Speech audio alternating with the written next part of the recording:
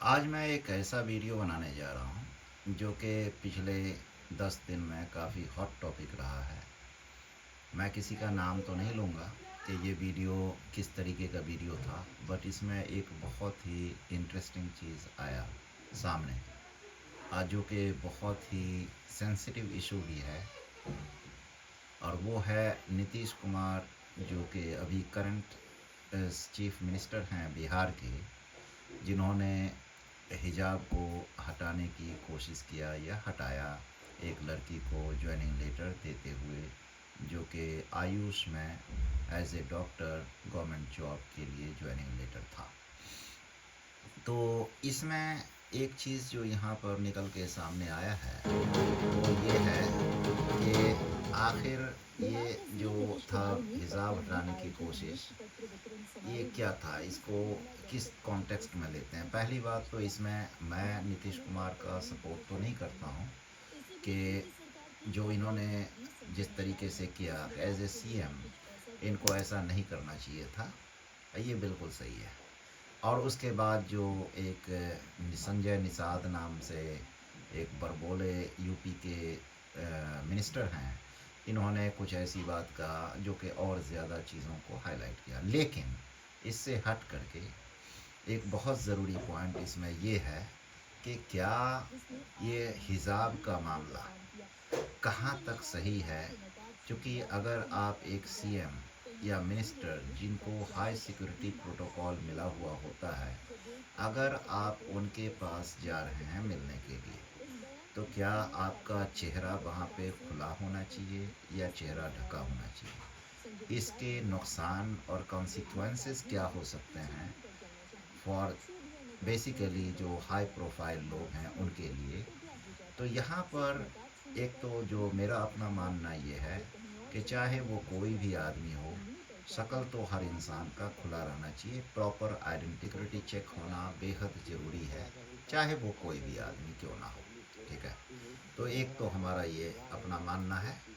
दूसरा जो यहाँ पर कॉन्सेप्ट आता है कि हम हर एक चीज़ में चीज़ों को एग्रेसिव वे में लेते हैं, तो गवर्नमेंट को एक प्रोटोकॉल बनाना चाहिए कि कोई भी व्यक्ति हो, किसी भी जाति धर्म समुदाय का, उसका इतना तो चेहरा खुला होना चाहिए ताकि सामने सिक्योरिटी के कॉन्टेक्स्ट में भी ये बहुत बड़ा नुकसान का सबब ना बन जाए।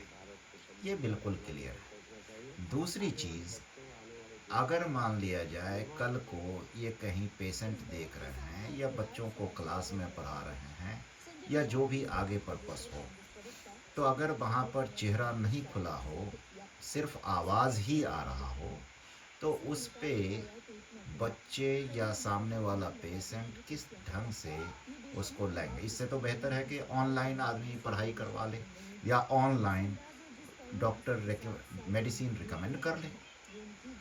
तो ये एक हो गया। अगर किसी भी आदमी को इतना ज़्यादा पर्दा और पोशीदगी का मामला हो, तो मेरे समझ से सबसे ज़रूरी चीज़ क्या है कि अगर इतना ज़्यादा हो कि हमारा नाखून भी ना दिखे, आँख भी ना दिखे, चेहरा भी ना दिखे, कुछ भी ना दिखे, तो मेरे समझ से इनके लिए तो ये जॉब सेक्टर बना ही नहीं। ये घर पे बैठ करके सिर्फ़ और सिर्फ इबादत कर सकते हैं। ये इबादत ही करना चाहिए। जिनको इतना ज़्यादा गुनाह और सवाब का अंदेशा हो कि अगर हम कहीं क्लास लेंगे या पेशेंट देखेंगे, हमारा शक्ल किसी ने देख लिया, तो ये बहुत बड़ा बुरा अंजाम होगा। तो इसके लिए मेरे समझ से ये जॉब सेक्टर ही ठीक नहीं है। ये सबसे अहम चीज़ है।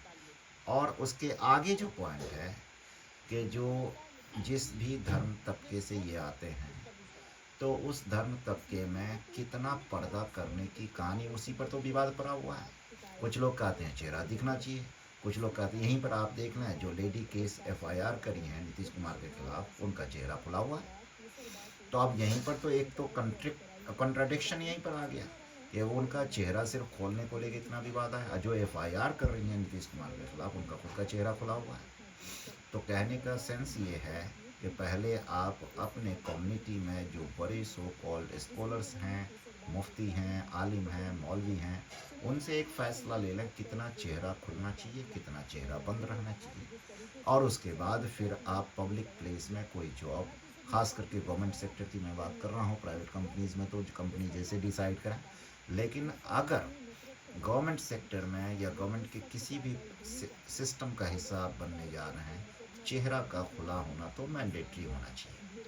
मैं ये नहीं कह रहा हूँ कौन सा धर्म में क्या है, सही है या गलत है, लेकिन इतना ज़रूर होना चाहिए कि चेहरा का खुला होना चाहिए, ताकि साइकोलॉजिकल भी उसका इम्पैक्ट पड़ता है। जब हम बच्चों को पढ़ाते हैं या पेशेंट के साथ बात करते हैं, तो जो लोग आपकी लैंग्वेज, आपकी भाषा को उतना नहीं समझ पाते हैं, लेकिन आपके फिज़िकल मूवमेंट को समझ सकते हैं, और इसका काफ़ी इम्पैक्ट रहता है। और ख़ास करके एज ए डॉक्टर, आप आयुष के डॉक्टर बन रहे हैं, जब आयुष के डॉक्टर बन रहे हैं तो जब पेशेंट से 1 to 1 बात करेंगे, तो वहाँ पर तो ऐसा नहीं है कि सिर्फ मेल आएगा या सिर्फ फीमेल आएगा या सिर्फ बच्चे आएंगे या कुछ और आएंगे, तो वहाँ पर तो आपका चेहरा का खुला होना ज़रूरी है।